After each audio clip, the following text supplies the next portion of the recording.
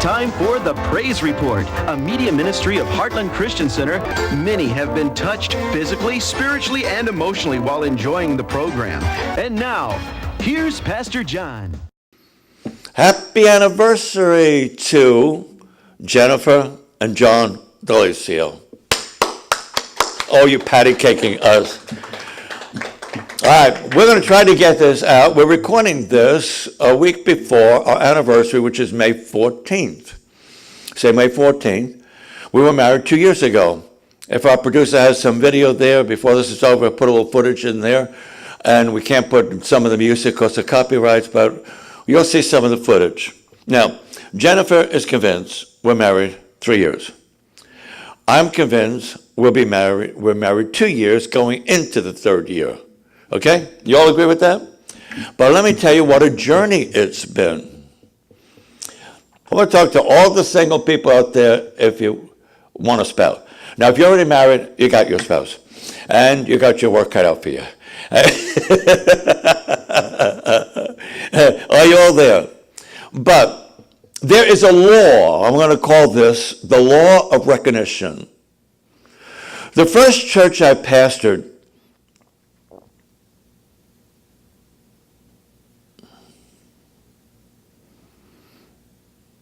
was a wonderful learning experience. I had been working with a large ministry for quite a few years, and one day the board came up to me of that church and they said, Pastor John, I was an associate pastor, executive assistant there of the pastor, traveled with him all over the place. And the board came up to me and they said, now I had been communicating with the pastor that we knew we were in a time of transition, we just wasn't sure what it was. And the board came to me and said, there's a church in South Florida that's available. And so-and-so thought he was going to go pastor it because they have no pastor. But after praying for 3 months, he decided he don't want to pastor that church. And we thought this could be a good opportunity for you. Now, at that time, I had about 5 opportunities to pastor, associate pastor, and other places. And one of them was a very large church in the same town where I was an associate pastor. I just didn't feel right about it.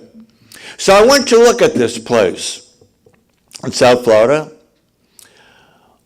a pastor's dream building. So new the balcony and upstairs was not even completed. It sat several hundred people, maybe 500 people downstairs. Plus there was a big opening into the cafeteria where people could sit in the cafeteria and hundreds more people could see from there. Had a parsonage. And when I found out the history, I realized out of all the opportunities I had, this was the worst. While the pastor was praying for 3 months, there was no people left. There was only the board left and a couple of their family members.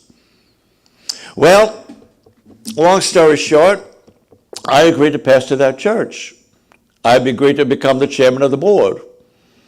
And I'm pastoring the church. Takes off like gangbusters. Our weekly offerings were almost $40 a week.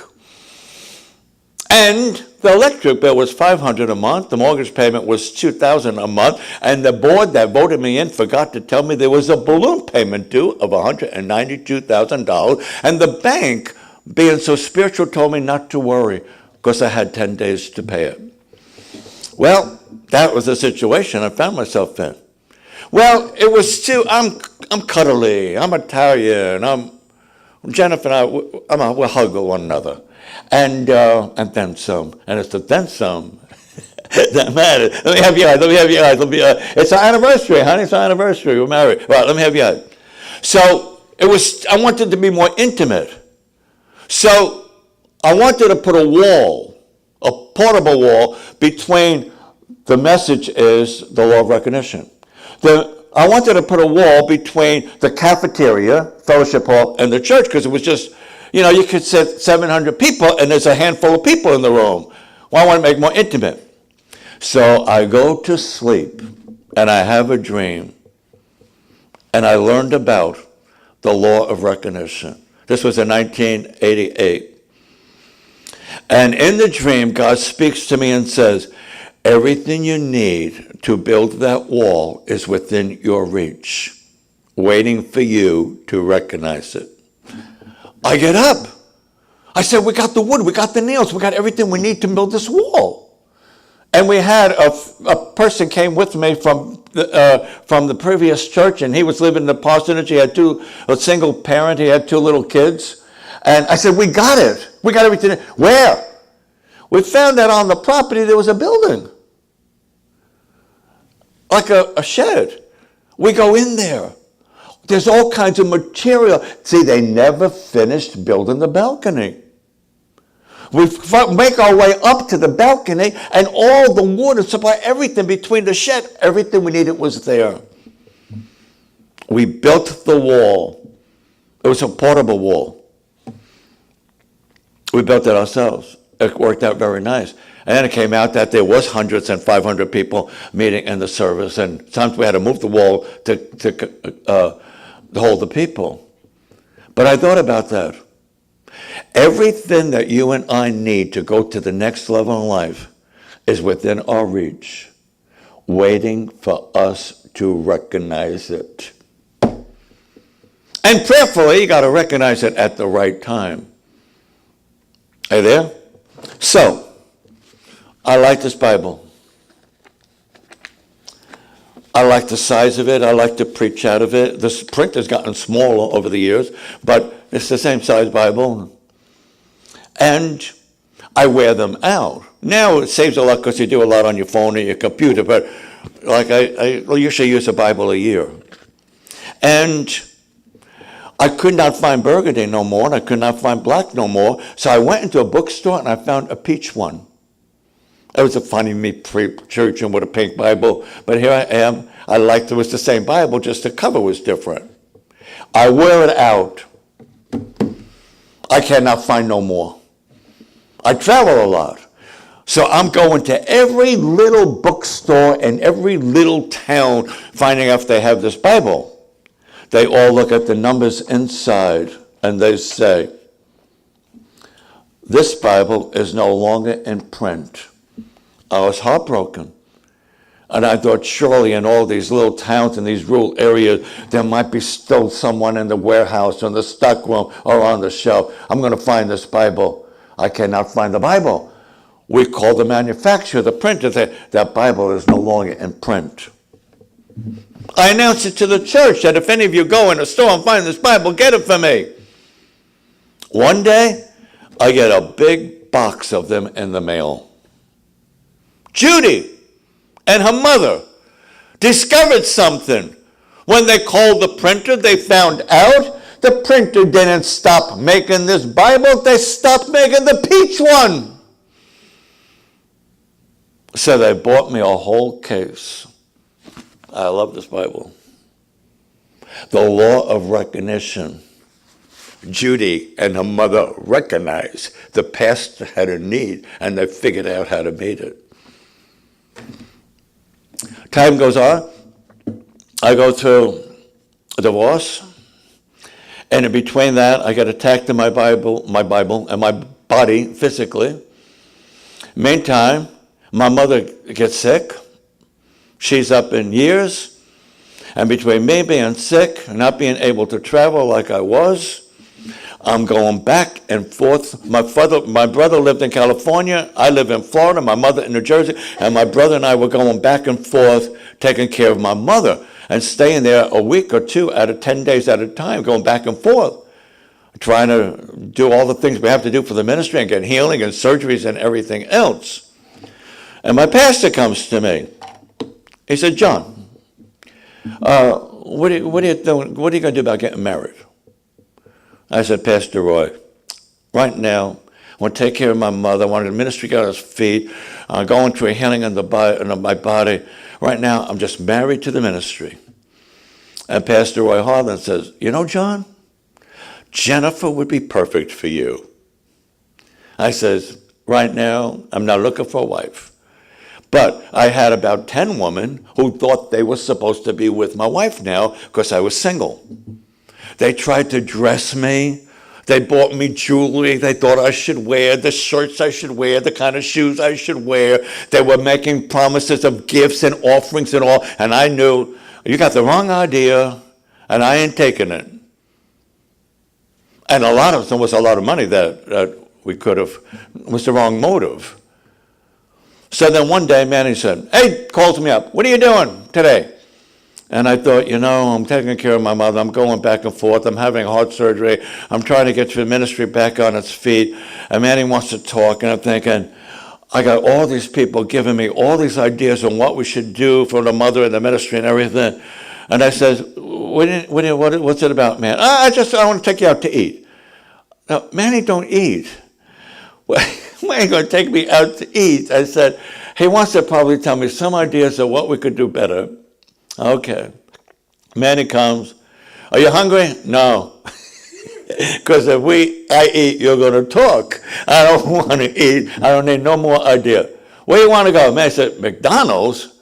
Yeah, we'll just go down and we'll get a fry and a drink. And we're sitting there, and Manny says to me, Pastor John, what are you going to do about getting married? I said, is that what you want to talk to me about? I said, I have no intentions of getting married. Right now, I'm married to the ministry. He said, Jennifer would be perfect for you. The law of recognition. Others recognized it. I'm denying it. And now we start seeing one another a little bit. And I put 1,000 mirrors in front of Jennifer. Why she don't want to be with me. Maybe 2,000, she says. And you're much older than me. I'm prettier than you. You don't know what it's like being married to a pastor. You don't know the persecution you're going to go through for me. You don't want to do this. And one day we're on the way to minister. She's in one car with a carload of people, and I'm in my van. We're going over to the coast to see you guys, our friends on the coast. We love you too. And on the way there, we stop in DeLand, Florida to gas up the vehicles. They all go into the bathroom. I'm gassing up my van, and Jennifer starts walking to me. And something crazy happened. I grew. Now, I'm maybe 6 inches taller than her, something I don't know if she don't wear those 10-foot heels like Sabrina. But she usually don't. And, but I'm a little taller than her. Somehow, by the gas pump, I got real tall, and I'm looking in her eyes like this, and she's looking up at me, and I heard God say to me, don't push her away no more. Woo! Now, once you hear, I heard Manny, I heard Roy Harlan, but once you hear God, so I decided not to push her away, but I was concerned about her age difference being so much younger than me and what people would think of her dating a younger guy. And God spoke to me, and I heard this God say this for all of our friends. He said, by the time it's over, everybody's going to be glad you're away from her and she's away from him, and that you're together and that you're happy, and they're going to be happy for you. Thank you for being our friends. And it's our anniversary. So you're seeing a little footage of people doing crazy things and dancing, and Jennifer and I saying our vows, and my son Chip there with the rings, and if they have footage of this. But anyway, we are happily married. And I pray that all of you would find what we found. We got something special. What you could do is pray that the enemy never gets in between us and nothing happens to mess up this awesome relationship and marriage we have, because I have found an awesome helpmeet for the ministry, and so has she. So all of you, 20 years ago, 30 years ago, 40 years ago, 15 years ago, were praying that John would be happy. God's answered your prayer. It might not happen how you thought, when you thought, with who you thought, or when you thought, or how you thought, or I thought. But God opened up my eyes of recognition, and I've got the perfect bride for me, and this church has the perfect Mrs. John Delicio. So happy anniversary. Amen.